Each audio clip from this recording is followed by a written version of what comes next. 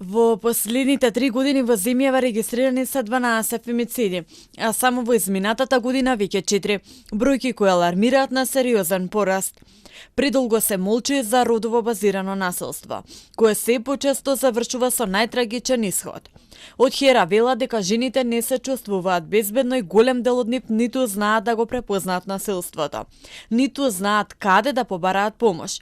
Тие потенцираат дека секоја задоцната институционална мерка може да значи изгубен живот.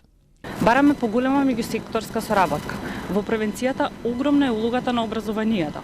Да се доближат овие теми до младите, да се научат да препознаат ризик, да побараат помош, да изградат здрави и безбедни односи.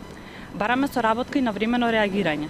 Од центрите за социјална работа при Министерство за труд и социјална политика до МВР, Министерството за правда и судовите. Студентите кои се волонтери во Хера потсетуваат дека бројките носат човечки лица, судбини и трауми кои не смеат да останат невидливи. Треба да го кренеме гласот што погласно и овој меѓународен ден за борба против родово базирано насилство и насилство врз жени треба да ни биде еден показател за понатаму ние да се избориме за подобро граѓанско општество и институции кои нас не слушаат.